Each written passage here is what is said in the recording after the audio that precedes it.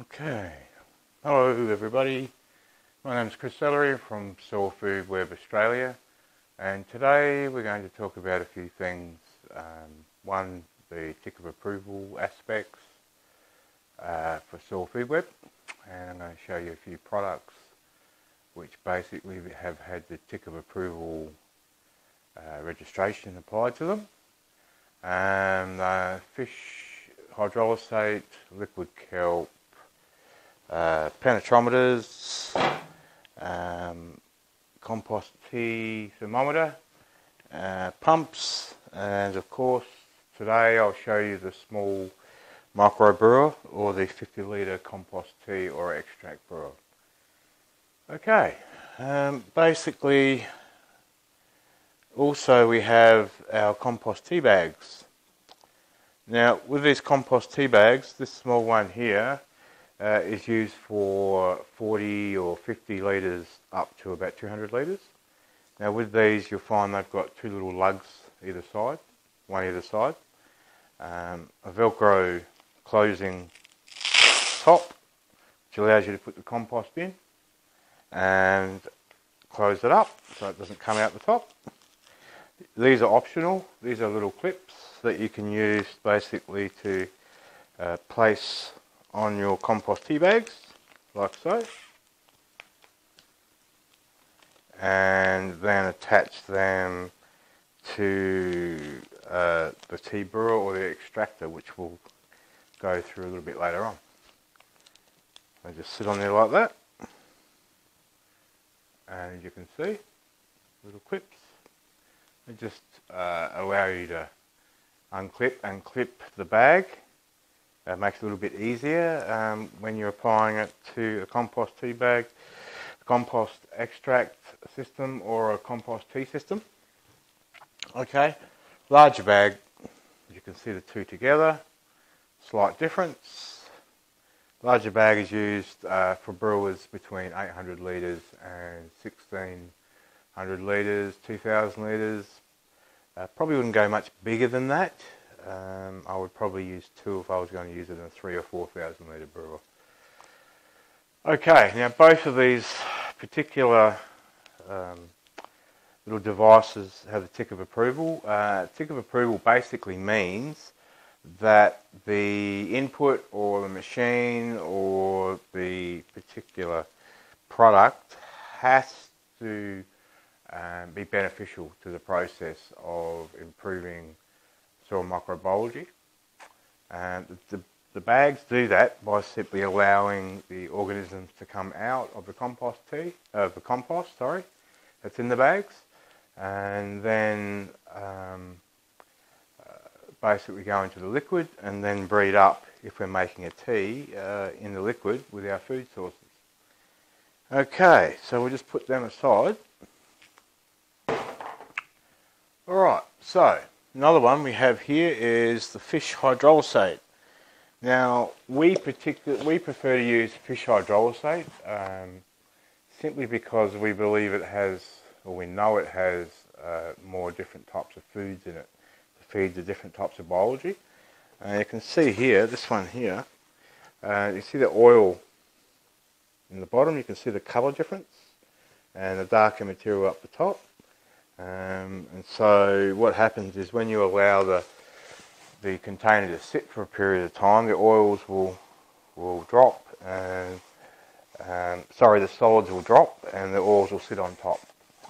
Okay, so if we mix that up, just turn it up and down, you can see now that's pretty much a uniform colour. Okay, put that aside, excuse me. Okay, liquid kelp. You can use powdered kelps if you like, but these two particular products, which Australian Soil Biological Supplies actually produce, have the tick of approval from Soil Food Web, and so that means they've done a fair bit of testing with these products, and we know that they're beneficial to feeding soil microbiology. And of course, in both of these different inputs, they're also utilised as an organic fertiliser. Okay. just in larger containers here. You see the 20 litres, 20 litre containers. Kelp fish. Now I believe they come in 200 litres and also 1,000 litre containers also. Now, this device is called a penetrometer. Now you may see here it has, come a little bit closer to show you, it has a little gauge on there, it's a little pressure gauge. So, the concept of this is we can check our soil compaction by simply pushing it into the soil and seeing what sort of resistance we get from the pressure gauge. Now once we start to hit 300 psi, we know we're starting to hit compaction. We can push through that and then we can get into the next section of the soil, which possibly could be fairly friable, and then if we keep pushing through and we come to another area that has a psi of 300 or above, then we know that we have another compaction zone.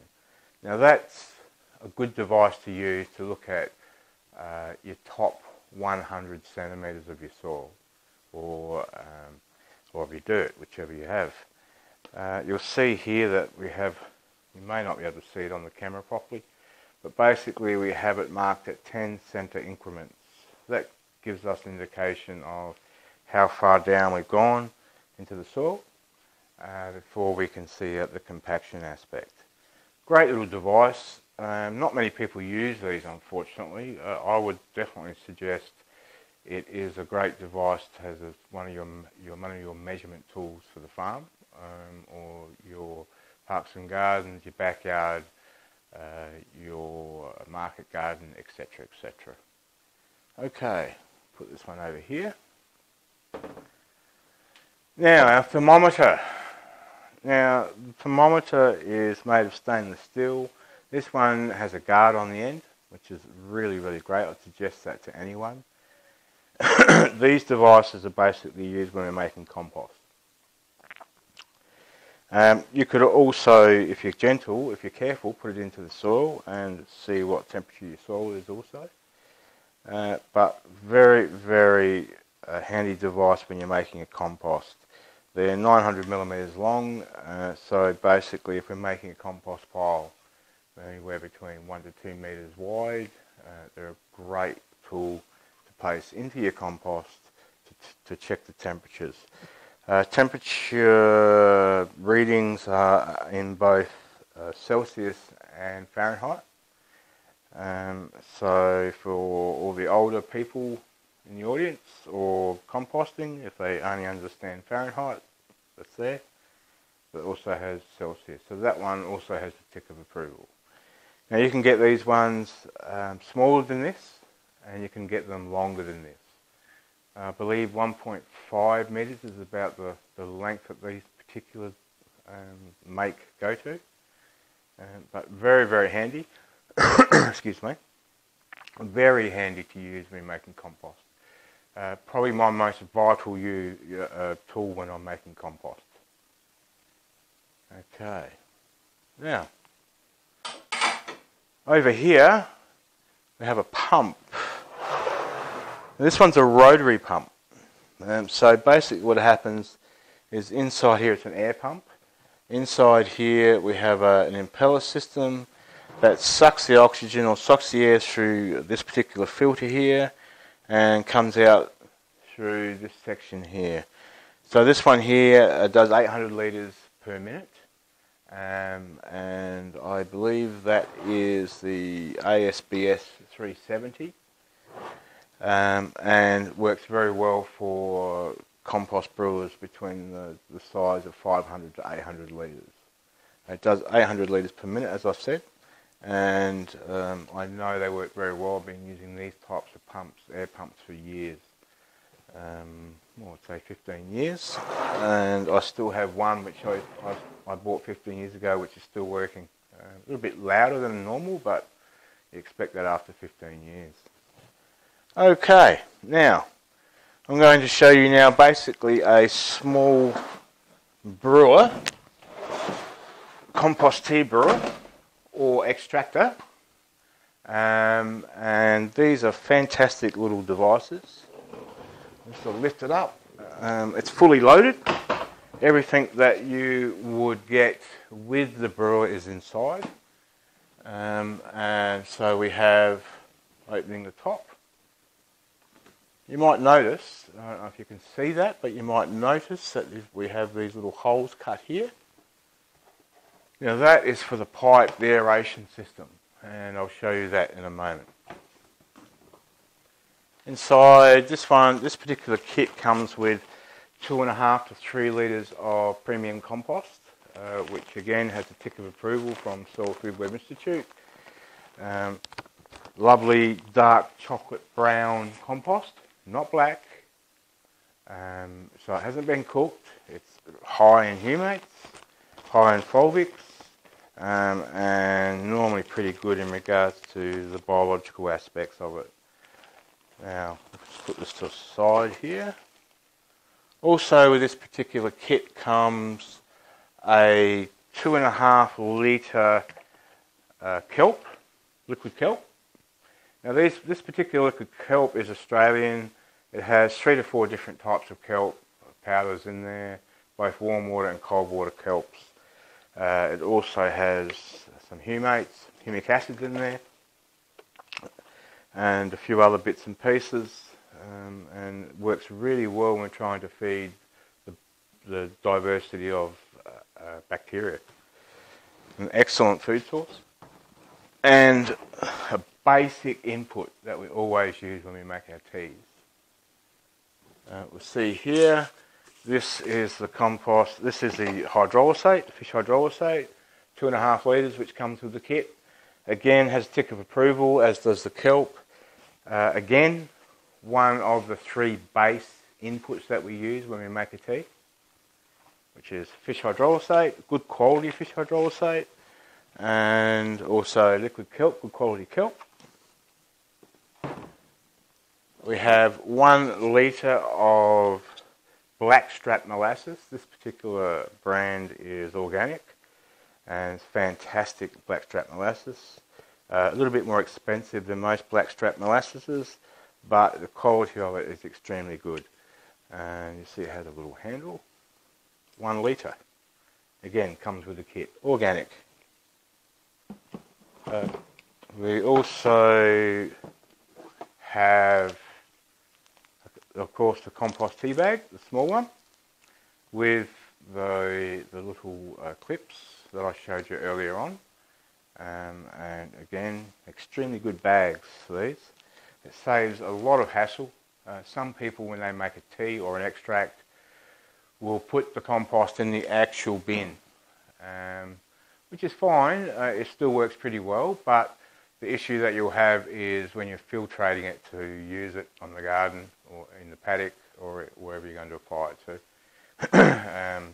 If you're just putting it out in a can, a watering can without a nozzle on the end, that's probably going to be okay. But if it has a nozzle, then we're going to have problems because we're just going to get the larger organic material that's going to block it up. If it's coming through nozzles, it's going to block it up. 450 microns, so nothing larger than that will come through. Okay. We also have a book, the Compost Tea Brew Manual, which comes with the kit also, written by Dr. Elaine Ingham. And it's a very good book. Doesn't give you all the answers, but it gives you a really good guide in regards to how to make compost tea. And the effects that some of the results they've seen over the years, etc., etc., etc. Okay, so we also have the aeration system. Very simple, all pulls apart so it can be cleaned, and you can see here, all PVC, and it can be cleaned very easily just by water, just by putting it in some water or giving it a quick scrub, or you may use a weak solution of bleach in water, just soak it overnight. You'll see in the bottom there, hopefully you can see that. We have holes all staggered along. And again, this particular brewer has a tick of approval. We've been using this particular brewer for many years now, and it works very well for the smaller areas, patios, backyards, 1 to 2 acres. Okay, so we just put that there. We also have the aeration pipe that runs from the pump to the aeration piping. And pretty simple. Again, these are all being made to be very easily pulled apart and to also be easily cleaned. Now, generally you won't have to clean this section because this is above the water.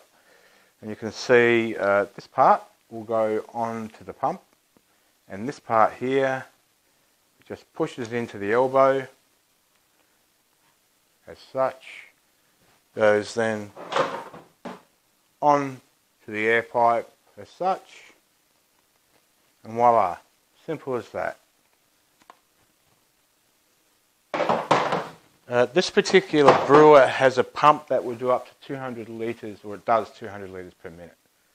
Probably a little bit of an overkill for this size, but you know you're going to get excellent aeration, and the extra air allows for a better extraction when you're actually making extract compared to compost tea. So 200 litre a minute pump.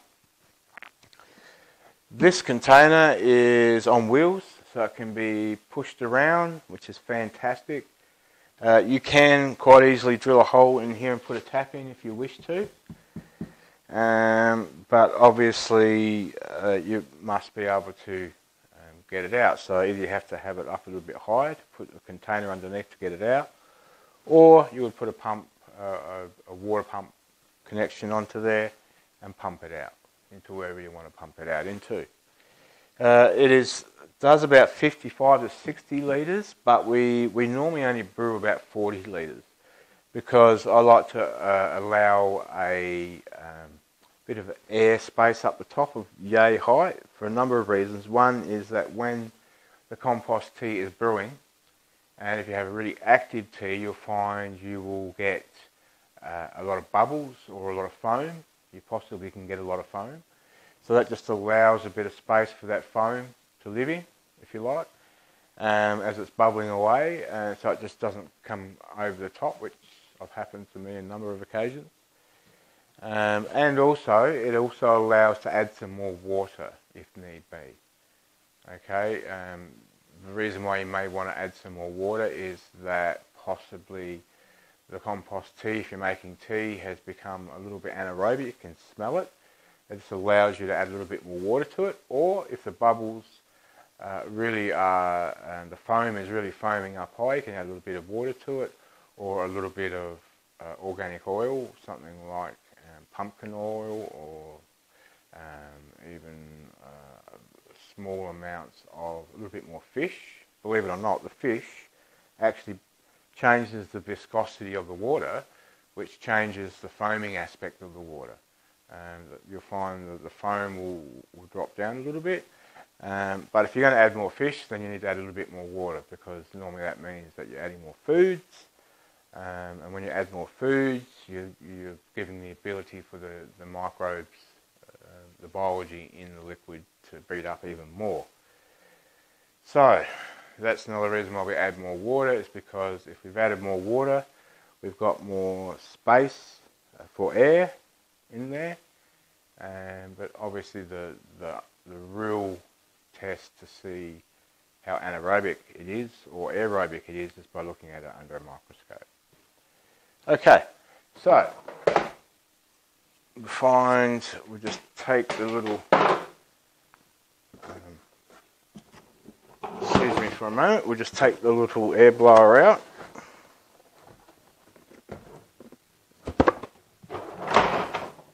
Put that over here. Now, you can see here that our pipe, very simply, just sits in here, snugly fits Okay. We then would fill up our container of water, put our compost in the bag that we have here. We have a couple of little plastic adjustable tags here. Put it inside. Remember the clips that we've got on here? Simply clip it on there. Come over to this side. Clip it onto there. Fill it up with water. Add our foods. Connect. Obviously this is all undone. This is pulled apart. Close our lid.